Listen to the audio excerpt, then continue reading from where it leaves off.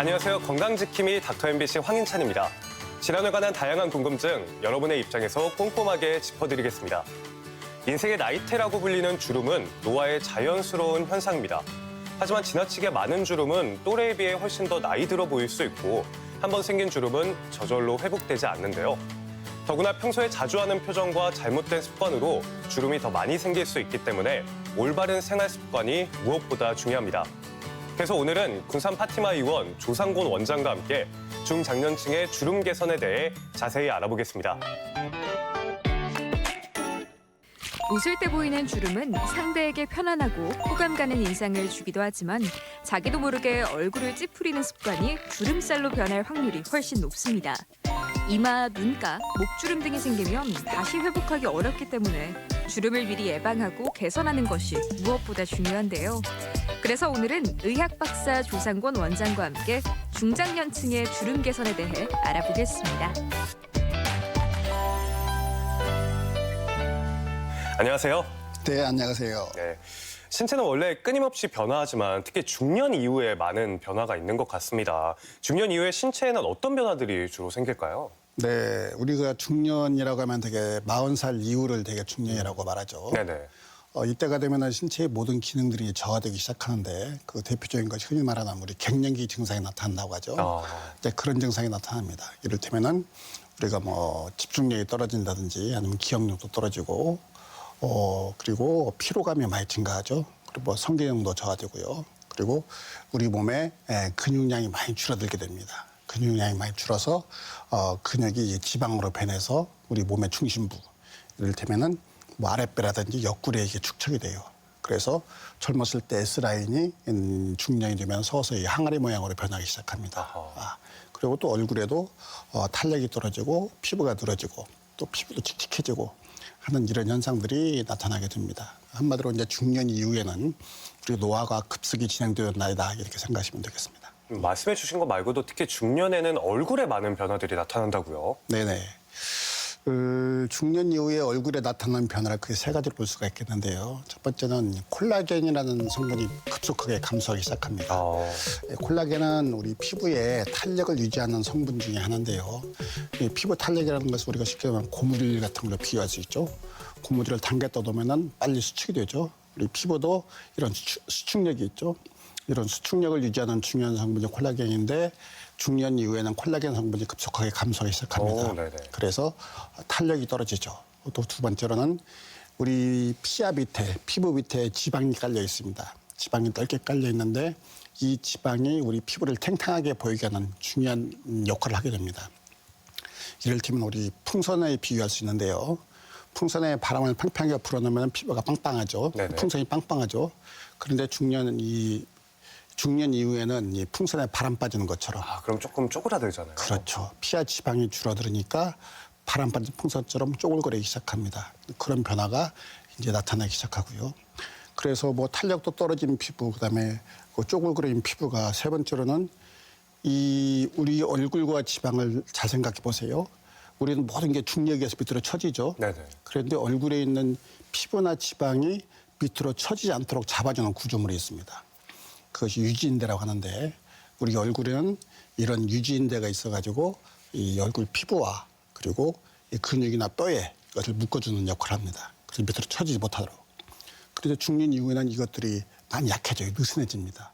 그래서 얼굴에 있던 피부도 늘어지고 지방도 밑으로 처지기 시작하고 그래서 탄력도 떨어지고 주름도 생기고 하는 그런 변화가 일어나기 시작합니다. 네, 얼굴 중에서 특히 이마 주름에 대해서 관심을 가지시는 분들이 많은 것 같아요. 이마에 주름이 좀 많이 생기는 유별난 이유가 있을까요? 네, 그렇습니다. 되게 이마는 되게 유전적인 소인이 많이 있습니다. 생기는 집안이 많이 생기고요. 특히 이마는 얼굴에 비해서 면적이 높죠. 그러다 보니까 이마에 주름이 지면은 많이 좀 나이 들어 보이는 그런 원인이 됩니다. 게다가 얼굴의 제일 윗부분에 있으니까 그렇습니다. 또 눈이 자연스럽게 가기도 합니다. 그렇습니다. 네네. 근데 이마 되게 주름을 크게 두 가지로 분류하는데 이 표정주름과 그다음에 동적주름, 정적주름, 표정주름과 페인주름, 고정주름 이렇게 나눠볼 수 있습니다. 되게 표정주름은 우리가 눈을 치켜 뜰 때 이렇게 생긴 주름을 표정주름이라고 하고요. 표정주름 같은 경우는 되게 우리가 근육을 못 움직이게 하는 이마 근육을 못 움직이게 하는 그런 치료, 흔히 잘 알고 있는 보톡스로 치료를 하면 됩니다. 그런데 우리가 말하는 중년이나 장년 같은 경우에는 이 단순히 그 눈을 치켜 뜨는 이유가 이마 주름 때문에 치켜 뜨는 그런 이유도 있지만은 이 나이가 들면서 눈꺼풀 피부가 늘어나는 경우가 많이 있습니다. 네네. 그리고 눈 뜨는 근육 자체가 늘어나서 이 근육만 가지고는 눈 뜨기 힘들으니까 이마 근육을 같이 이용해서 눈 뜨는 경우가 많이 있습니다. 이런 분들에게 보톡스를 주사하면은 이마 주름은 안 생기겠죠. 대신에 눈뜨기가 좀 무거울 수 있겠죠. 그래서 중장년 이후에 이마 주름이 있다 해서 눈을 치켜 뜬다 해서 보톡스를 맞는 경우에는 자칫 눈뜨기가 무겁다, 눈뜨기가 힘들다 이렇게 표현하는 분들이 많이 계십니다. 그런 경우에는 꼭 원인, 그러니까 눈꺼풀 피부가 늘어졌다든지 아니면 늘어진 근육을 잘라서 팽팽하게 쥐어준다든지 그런 수술을 한 다음에 보톡스를 맞는 것이 바람직합니다. 또 이마에는 이 고정주름이 있는데요. 고정주름은 크게 두 가지로 나눠볼 수 있습니다. 패인주름과 이렇게 잔주름을 나눠볼 수 있거든요. 네.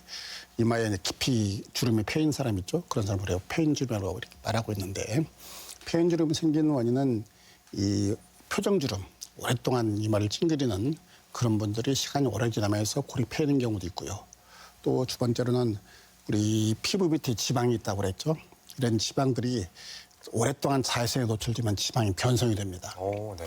그럴 때면은 우리가 땅에 오랫동안 햇빛을 받으면은 땅이 점차 마르면서 갈라지죠. 네. 우리 피부 밑에는 지방도 이와 유사한 현상이 나타납니다. 그래서 오랫동안 자외선을 받으면은 지방이 변성되면서 이렇게 갈라지기 시작해요. 이 이마에 있는 지방도 자외선에 오랫동안 노출되면 갈라지는 현상이 생겨서 그 골이 패인점으로 보이게 됩니다. 이런 문제가 생겼을 때는 그 패인 부분을 이렇게 박리해서 들어줘서 거기다 필요한 지방을 채우는 그런 방법으로 되게 치료를 하고 있습니다. 네. 또 이마에도 잔주름이 있습니다. 이마 잔주름은 탄력이 떨어져서 생기는 문제이기 때문에 탄력을 보충해주기 위해서 뭐 수분을 보충해주는 필러라든지 아니면 콜라겐을 보충하는 필러 이런 것들로 되게 치료하고 있습니다. 그리고 중장년층에는 눈꺼풀 처짐 현상으로 인해서 주름도 또 많이 생긴다고요? 네, 아주 흔한 거죠. 우리 얼굴 중에서는 눈꺼풀 피부가 가장 얇습니다. 얇아서 노화가 가장 먼저 나타나는 것이 눈 주위죠. 얇기 때문에 빨리 처져요. 그래서 처져서 눈꺼풀이 이렇게 처지면 무르게 되죠.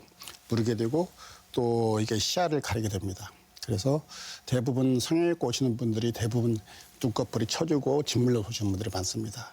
그래서 그렇게 오시는 분들이 대부분 젊은 사람 같은 경우는 되게 성형외과 오는 이유가 눈 때문에 성형외과 오는 이유가 되게 쌍꺼풀하러 오죠. 좀 미용적인 목적으로. 그래서 맞습니다. 네. 그래서 그 중장년 이 어르신들 같은 경우 중장년층에서도 와가지고 나 처졌으니까 쌍꺼풀 해주세요 하시는 분들이 많이 계신데 이렇게 중장년 이후에 쌍꺼풀 하면은 젊은 사람과 같이 좋은 결과가 나타나지 않는 경우가 많습니다. 네. 왜 그런가 하면은 나이가 들면서 눈꺼풀 주위의 구조들이 변하기 때문에 그렇습니다. 그렇군요. 노화로 인해서 눈꺼풀이 변하는 형태도 한두 가지가 아니라 다양하다고요? 네, 그렇습니다. 나이가 들면서 눈꺼풀 주위 구조가 변하는 걸 크게 세 가지로 나눠볼 수가 있겠는데요. 먼저 이 눈썹과 속눈썹 사이에 눈꺼풀 자체가 늘어진 경우, 그죠? 피부나 근육이 늘어진 경우로 볼 수가 있겠고요. 두 번째로는 이 이마가 늘어져가지고 눈썹이 내려가는 경우, 이렇게 볼 수가 있습니다. 네. 또 세 번째로는 눈 뜨는 근육 자체, 우리가 눈을 뜰 때는 우리 뒤좀 빨간 판이 있죠. 이 건판을 끌어당겨 올리는 근육이 있는데 이 근육이 늘어난 경우가 있습니다. 그래서 첫 번째 같은 경우, 만약에 눈썹은 정상적 높이에 있는데 눈썹과 속눈썹 사이에 피부가 많이 늘어진 경우, 피부나 근육이 늘어진 경우, 그런 경우에는 눈썹 밑을 절개해서 늘어진 피부를 잘라낸다든지 아니면 쌍꺼풀 부에서 잘라서 쌍꺼풀하는 그런 방법으로 많이 치료를 하고요. 그리고 이 눈썹이 늘어져서 이마가 늘어져서 눈썹이 더 내려온 경우, 이런 경우는 이제 머릿속에 일부를 절개해서 내시경을 넣어서 이마 거상술을 써 눈썹 올리는 방법, 이런 방법으로 치료를 하는 것이 바람직합니다. 또 세 번째로 눈 뜨는 근육이 많이 늘어져서 눈 뜨기 힘든 경우가 많이 있는데 그런 경우는 눈 뜨는 근육을 좁혀주는 안검하수 교정술로 치료하는 것이 바람직합니다. 대부분 이렇게 나이가 들면서는 이것이 한 가지가 여러 가지 원인이 복합돼서 나타나는 경우가 많이 있습니다. 그래서 두 가지 이상 수술을 같이 겸해주던 경우가 많이 있습니다. 네, 나에게 맞는 수술 방법을 찾는 것이 무엇보다 중요하다고 네, 생각이 맞습니다. 되는데요. 네. 눈두덩이 살이 푹 꺼져서 고민이신 분들도 많이 있습니다. 이에 네. 대한 원인과 해결 방법도 좀 궁금한데요. 네, 나이가 들면서 이 안화 눈두덩이가 꺼지는 분도 있고 꺼지지 않는 분도 있는데요. 눈두덩이가 꺼진 분들이 흔히 뭐 요즘 필러를 많이 선호하죠. 그래서 나 여기 꺼졌으니까 필러 넣어주세요 하시는 분들이 종종 있는데 이 눈 주위에 특히 눈 안화 쪽에는 필러를 주사기를 이용한 필러를 사용하지 않는 것이 바람직합니다. 왜 그런가요? 그러면은 눈 주위에는 혈관들이 많고요. 이 혈관들이 우리 시신경을 먹을 살리는 시신경과 연관된 혈관들과 연결되어 있습니다. 그래서 자칫 주사기로 필러나 지방 같은 걸 주입하는 경우에 자칫 이것들이 혈관을 타고 돌아다니면서 시신경에 그 영향을 공급하는 혈관을 막아버리는 경우가 생깁니다. 시력에 영향을 줄 수 있겠네요, 맞습니다. 그러면. 아주 드물게 그런 문제가 생깁니다. 그런데 그런 문제가 생기면은 상당한 시력 손상이 생길 수 있기 때문에 눈 주위에는 주사기를 이용한 필러나 주사기를 이용한 지방 주입은 가급적 자제하고 가급적 수술적인 방법으로 그러니까 절개해서 다른 무슨 지방을 이식한다든지 아니면은 그 정도가 꺼진 정도가 심하지 않은 경우에는 이제 지방 재배치 그러면은 안화와 뼈 사이에 있는 지방을 끌어내려서 그다음에 꺼진 부위를 채워주는 그런 방법으로 수술하는 것이 바람직하겠습니다. 네, 다음은 조금 더 아래로 내려가 보겠습니다. 눈 밑에 생긴 주름, 이 원인과 치료법에 대해 알아보면 좋을 것 같은데요. 네, 눈 밑에도 피부가 얇죠. 피부가 얇고 얇으니까 탄력도 빨리 떨어지고 많이 늘어지죠. 그래도 눈 밑에는 또 이게 나이가 들면서 안화 쪽 안쪽에 있던 지방이 밀려 나옵니다. 그래서 불룩해지기도 하고요. 그리고 또 눈은 이 눈에 안화 뼈가 있죠. 나이가 들면서 뼈 자체 크기가 더 넓어집니다. 뼈 자체도 네, 변화했군요. 젊었을 때보다 뼈 자체가 더 커집니다. 그렇기 때문에 눈 밑에가 쉽게 늘어지고 노화가 빨리 오는데요. 치료 방법은 크게 두 가지가 있습니다. 흔히 말하는 하안검 성형이라고 해서 속눈썹 아래를 절개해서 피부와 근육을 뒤집어서 밀려 나온 지방을 재배치하고 그다음에 근육을 당겨 올리고 남는 피부를 잘라내는 방법. 하안검 성형이라고 일반적으로 가장 많이 하는 방법이고요. 네네. 그리고 이게 지방만 밀려 나와서 밀려난 지방만 해결하고 싶을 때는 눈을 뒤집어서 빨간 판이 있죠. 곰판을 절개해서 지방 재배치하는 방법도 많이 사용하고 있습니다. 그런데 수술하신 분들이 나이 들면서 특히 중장년에 이 당기는 것만 가지고는 좀 서운한 그렇게 생각하시는 분들이 많이 있습니다. 그런가 하면은 조금 더 극적인 효과를 원하시는 분들인가요? 그렇죠. 그런 분들 같은 경우는 되게 그런 분들한테 피부가 얇은 문제에 대해서 고민하시는 분들이 많습니다. 노화 과정은 콜라겐이 줄어들고 지방이 줄어든다고 그랬죠. 피부가 얇은 부분에서 고민하시는 분이 많은데 그런 분들은 콜라겐 합성을 유도하는 필러를 같이 사용하기도 합니다. 네. 또 이런 주름뿐만 아니라 그냥 얼굴에 전반적으로 생기는 자글자글한 잔주름들에 대해서 고민하시는 분들도 많을 것 같은데요. 이건 도대체 왜 생기는 걸까요, 원장님? 네, 그 잔주름은 피부 탄력과 밀접한 관계가 있죠. 우리 피부 밑에는 콜라겐이라는 성분들이 있다고 그랬죠. 이 콜라겐은 우리 피부 탄력을 유지하는 아주 중요한 성분인데 이것이 한 50대가 되면은 한 20대의 반절 이상으로 줄어듭니다. 그래서 탄력이 급속하게 떨어지죠. 피부 탄력이 떨어졌을 때 가장 먼저 나타나는 것이 일단 모공이 커집니다. 모공이 네. 커지고 모공이 커지고 커진 모공과 모공 사이에 작은 선들이 연결되기 시작합니다. 이것들이 좀 더 굵어지면은 우리가 보이는 게 잔주름으로 보이는 것이죠. 피부를 좀 전반적으로 개선하는 게 잔주름을 예방하는 데 좋을 것 같은데요. 네. 이런 잔주름 치료법은 어떤 게 있을까요? 가장 손쉬운 것이 우리가 많이 사용하는 보습제죠. 보습제를 사용하는 것 가장 중요하고 가장 근본적인 치료 방법이 됩니다. 그리고 좀 더 적극적인 방법으로는 이제 피하 밑으로 직접적으로 넣어주는 방법이 있죠. 우리 네. 흔히 말하는 필러라는 방법들인데요. 우리 피하 밑에서 수분을 꽉 잡아주게 하는 그런 필러들 요즘 많이 쓰는 히알루론산 필러 같은 것들이 그런 예가 되겠고요. 그다음에 우리가 피부가 탄력이 떨어지는 원인은 아까 말씀드렸듯이 콜라겐이 줄어들어서 그런다고 그랬죠. 네네. 그래서 콜라겐 합성을 유도해주는 필러가 있습니다. 그런 필러를 피하 밑에 쭉 넣어줌으로써 콜라겐이 증가해서 탄력을 유지시켜주는 탄력을 업시켜주는 그래서 잔주름 없애게 하는 이런 방법이 있습니다. 또 다른 방법은 우리 몸에서 직접 콜라겐 합성을 만들 수 있도록 해주는 방법들이 있습니다. 경구로 복용을 한다거나 그런 방법인가요? 그런 방법은 아니고요.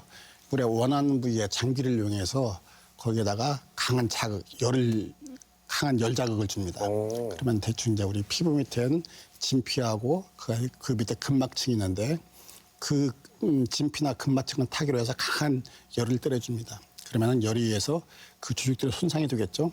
이런 손상된 조직들이 회복되면서 우리 몸은 콜라겐을 만듭니다. 그렇게 해서 우리 몸에서 콜라겐을 자꾸 만들어서 결국은 피부 밑에 콜라겐 양이 증가함으로써 콜라겐에 의해서 잔주름이 회복되는 그런 결과를 유도하는 그런 장비들입니다. 대표적인 예들이 레이저를 이용한 프락스 레이저, 초음파 아니면 고주파 같은 그런 방법들이 있습니다. 그런 장비들이 있습니다. 네. 다음은 부위를 조금 바꿔서 볼살 처짐과 입꼬리 주름에 대해서도 한번 알아보도록 하겠습니다. 입 주변에 유난히 이런 주름들이 많이 생기는 이유에는 어떤 것들이 있을까요? 네, 아까 우리 얼굴 구조에 우리 얼굴이 중력에서 처지는 걸 막아주는 구조가 있다고 그랬죠. 네네. 그러니까 우리가 피부하고 피부 밑에 있는 지방들이 중력에서 밑으로 처지지 않도록 이것을 근육이나 피부에 묶어주는 그런 구조물이 우리가 유지인대라는 그런 구조물이 있는데 이것이 나이가 들면 유지인대가 이제 늘어나게 됩니다. 늘어나게 되니까 안에 있는 지방 밑으로 처지죠. 피부 밑에 있는 지방들이 중력에서 밑으로 내려오죠. 그리고 피부도 같이 내려오죠. 그래서 제자리에 있던 원래 볼에 있던 지방들이 밑으로 내려오니까 볼살에 파이가 되죠. 볼살 파임이 되고 그 내려온 지방들이 입꼬리 쪽에 걸리게 되죠. 입꼬리에 인대가 있기 때문에 하악인대가 있기 때문에 이 이상 더 내려오지 못하고 걸리게 됩니다. 그래서 여기에 있어야 할 지방이 인대가 늘어나니까 여기에 있지 못하고 밑으로 내려오니까 볼 쪽에는 볼파임 현상이 생기고 아래쪽에는 볼록한 이번에는 불독살이라고 하는 이런 주름이 생기게 유기적으로 연관이 되군요. 예, 맞습니다.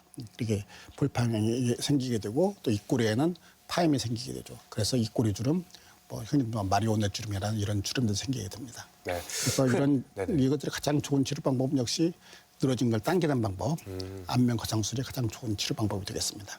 네. 말씀해주신 안면 거상술로 그러면 볼살 처짐과 입꼬리 주름을 어느 정도 개선할 수 있는 걸까요?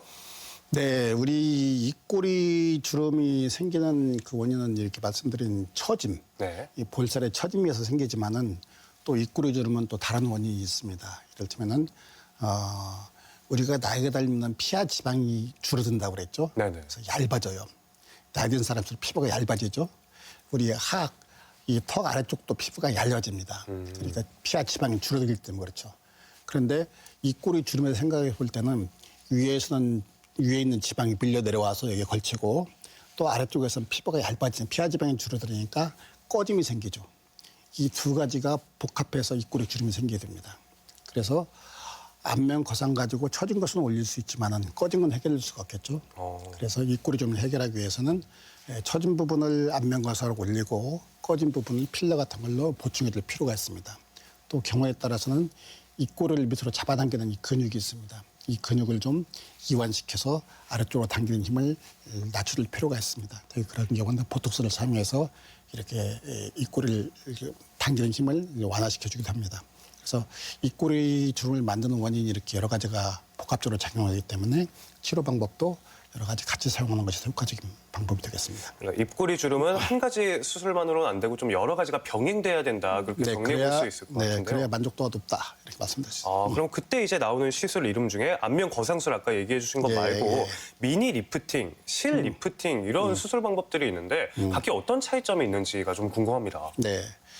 얼굴의 주름에 가장 중요한 것은 우리 얼굴 안쪽에 스마스라는 근막층이 있습니다. 스마스라는 근막층이 얼굴 전체를 얇은 층으로 해서 싹 덮고 있는데요. 이 근막층의 변화에 따라서 얼굴 주름이 생기게 되고 또 치료도 이 근막층을 어떻게 정리해 주느냐에 따라서 치료 방법도 달라지게 됩니다. 안면 거상술이라는 것은 얼굴을 전부 절개해서 피부를 전부 뒤집어서 그 근막층은 스마스라는 근막층을 노출시키고 눈으로 보면서 그 근막층을 전부 당겨서 젊었을 때와 가장 유사한 구조에다 고정시켜주고 남는 걸 잘라내는 방법.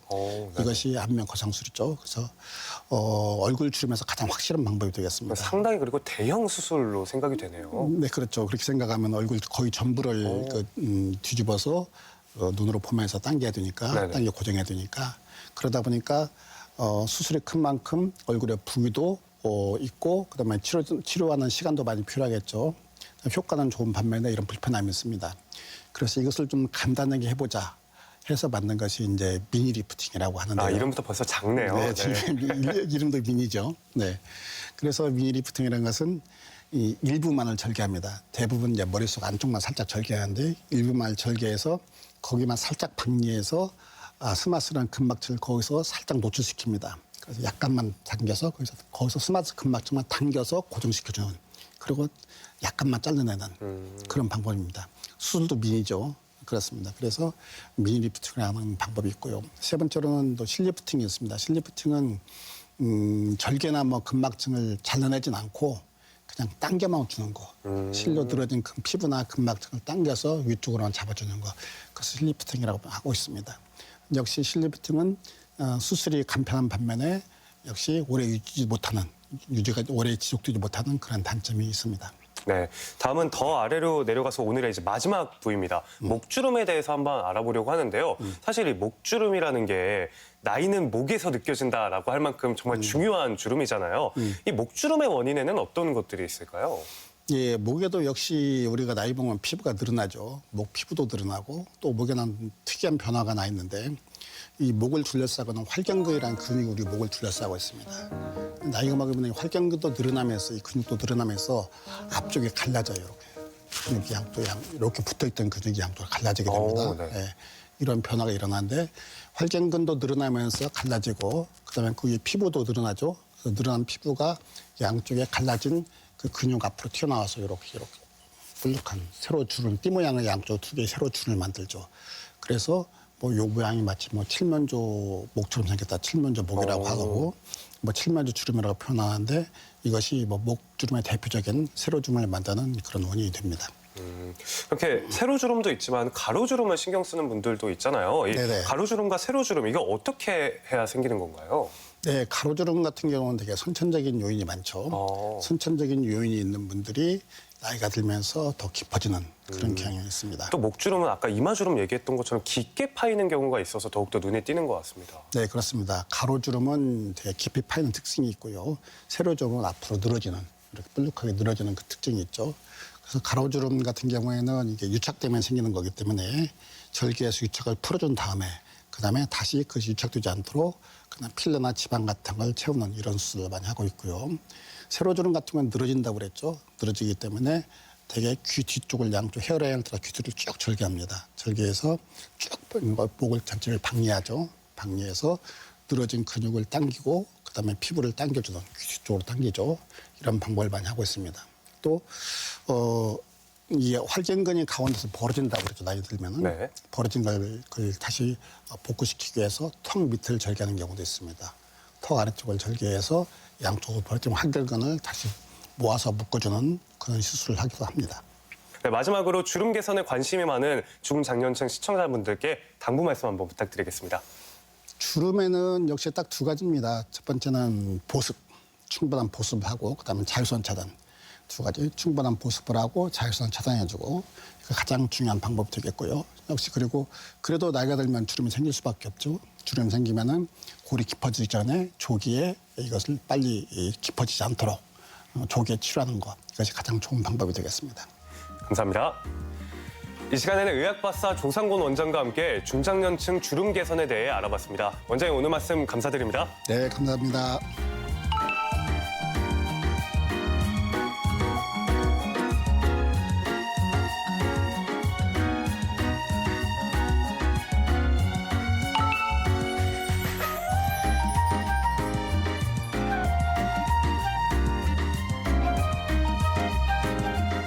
네, 식사 후 소화가 잘 되지 않아 배에 가스가 찬 것처럼 더부룩한 복부 팽만감을 느낄 때가 많습니다.